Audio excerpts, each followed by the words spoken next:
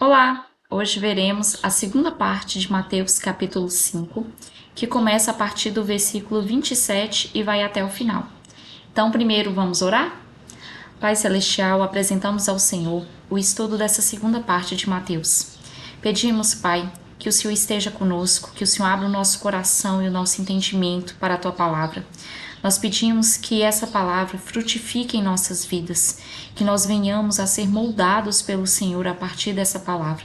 Desde já te agradecemos por nos ouvir, por nos entender e por nos cuidar. Nós queremos te agradecer porque o Senhor está nos moldando ao seu molde, nos conduzindo pelo caminho eterno. Nós te louvamos em nome do nosso Senhor Jesus. Amém.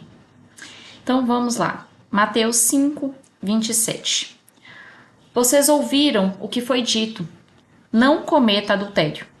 Eu, porém, lhes digo que quem olhar para uma mulher com cobiça já cometeu adultério com ela em seu coração.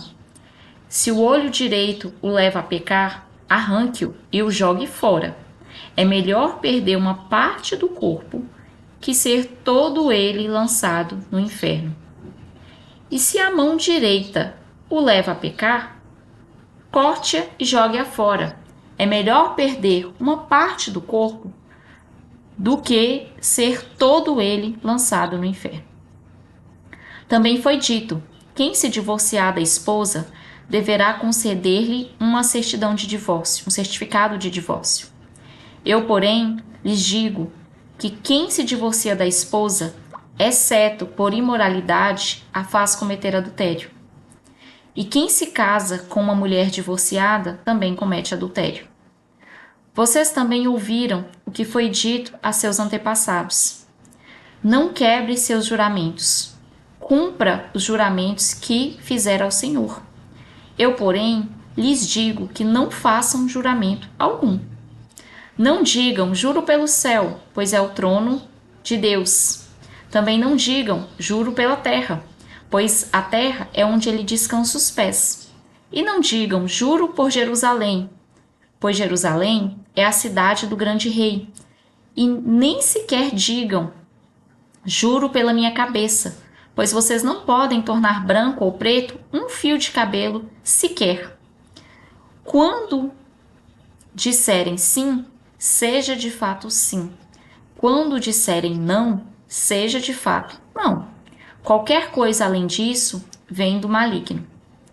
Vocês ouviram o que foi dito: olho por olho, dente por dente. Eu, porém, lhes digo que não se oponham ao perverso. Se alguém lhe der um tapa na face direita, oferece também a outra. Se você for processado no tribunal e lhe tomarem a roupa do corpo, deixe que levem também a capa. Se alguém o forçar a caminhar uma milha com ele, caminhe duas. Dê a quem pedir, e não volte as costas a quem quiser tomar emprestado de você. Vocês ouviram o que foi dito: ame o seu próximo e odeie o seu inimigo. Eu, porém, lhes digo: ame os seus inimigos e orem por quem os persegue. Desse modo, vocês agirão como verdadeiros filhos de Deus, de seu Pai que está no céu, pois ele dá a luz do sol tanto aos maus como aos bons, e faz chover tanto sobre justos como sobre injustos. Se amarem apenas aqueles que os amam, que recompensa receberão? Até os cobradores de impostos fazem o mesmo. Se cumprimentarem apenas seus amigos, que estarão fazendo demais? Até os gentios fazem isso. Portanto, sejam perfeitos, como é perfeito seu Pai Celestial. Aqui nós vamos por partes porque tem muitos aprendizados. Primeiro, no versículo 27 ao 30, nós vamos ensinar sobre a questão do pecado, né? Começa com o adultério. Se você olhar para uma mulher, você já cometeu adultério. Não significa, gente, você olhar para uma pessoa, para um homem bonito, para uma mulher bonita e achar bonito.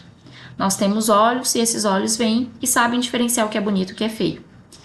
Não é olhar que faz você pecar. É você alimentar isso, alimentar desejo no seu coração.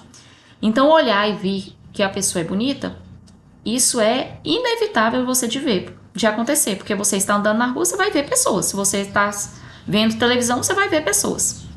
Não é o ver de olhar, é o ver de alimentar. Se você vê alguém e você começa a alimentar no seu coração, nos seus pensamentos, desejos acerca dessa pessoa, interesse nessa pessoa, e essa pessoa não é solteira, você não é solteira, isso é adultério. Tati, mas eu não tive nada com a pessoa, eu nem beijei a pessoa. Mas se você alimentou no seu coração, nos seus pensamentos, lembra que o coração não é o órgão cardíaco? Se você alimentou dentro de você, nos seus pensamentos, nos seus desejos, interesse por essa pessoa, você adulterou. Isso é adultério. E aí no versículo 29 e 30, fala outras questões. Se o seu olho direito te faz pecar, arranque. Se a sua mão te leva a pecar, arranque. Não, isso não é literal, ou seja, não é para você arrancar seu olho, arrancar sua mão. Isso aí é um aprendizado extremamente profundo para os nossos dias. O que tem levado você a pecar? Aquilo que te leva a pecar, tira da sua vida. É melhor você tirar isso da sua vida do que com isso você ir parar no inferno. Por exemplo, se as redes sociais estão te conduzindo a caminhos de pornografia, estão te conduzindo a caminhos de adultério, arranque as redes sociais. É melhor você ficar sem rede social do que com a rede social e parar no inferno. É isso que o versículo está falando. Olhe para a sua própria vida, julgue a você mesmo, veja aquilo que está te conduzindo ao pecado. É isso que você tem que tirar do seu caminho. E aqui nós vamos passar para o versículo 31 e 32. Nele fala sobre o ensino do divórcio. A Bíblia mostra que Deus não ama o divórcio. Deus é um Deus de família, Deus é um Deus que constrói família. Mas em Mateus 5, nós vemos onde Deus permite que haja o divórcio. Quando há imoralidade. O que é imoralidade? É o adultério. Então, no adultério, não é que Deus queira que haja o divórcio. Se houver o arrependimento da parte culpada, se houver o perdão, a possibilidade de reconstruir essa aliança, esse é o melhor caminho. Mas se não houve arrependimento, se não houve transformação, a pessoa que é a vítima, ela está livre para se casar novamente. E aí, aqui fala, né? Quem se casa com mulher divorciada também comete adultério. A questão é qual foi o motivo desse divórcio. Porque o casamento é algo espiritual, não é algo só carnal, não é que o espírito casa, não é isso, mas é uma aliança feita diante de Deus. E quando a pessoa divorcia por qualquer motivo, por motivos que a palavra não respalda, e se casa com outra pessoa, ela está fazendo uma outra aliança em cima de uma aliança que ela já fez, ou seja, ela está também em adultério. E é isso que o versículo está nos ensinando. Do versículo 33 ao 37, nos fala sobre os juramentos. Não jure pelos céus, não jure pela terra. O que está ensinando aqui? Antigamente, as pessoas usavam juramento como uma forma de respaldar que aquilo que elas estavam falando é a verdade. Por que Deus nos condena em relação ao juramento? Porque você é chamado a falar a verdade. Então, por isso que o versículo 37 fala: quando disserem sim, que seja sim. Quando disserem não, que seja não. Qualquer coisa diferente disso vem do maligno. Por quê? Porque qualquer coisa diferente disso é mentira. Você é chamado a falar a verdade em qualquer circunstância. Então, você não precisa de jurar. Você tem que falar o que é a verdade. Vemos nos versículos 38 em diante sobre a questão da vingança. E aí, isso complementa o que aprendemos na parte 1 do capítulo 5. Deus não nos chama a ser pessoas de guerra, de briga, de confusão. Deus nos chama a ser pessoas de paz. E por que isso? Nós éramos inimigos de Deus. Quando pecamos, nos afastamos de Deus, porque o pecado separa o homem de Deus. E Deus, em vez de nos brigar conosco, nos destruir, Ele nos deu a oportunidade de arrependimento, Ele nos ofereceu perdão, Ele nos ofereceu amor. Então é isso que Ele espera que nós venhamos a fazer também com os nossos inimigos. Aqui nós vemos a questão da vingança. A vingança, na Bíblia, não cabe a mim nem a você. Por quê? Porque nós não somos constituídos juízes. O único juiz é Deus. Então só Deus pode retribuir a pessoa de acordo com o que ela fez.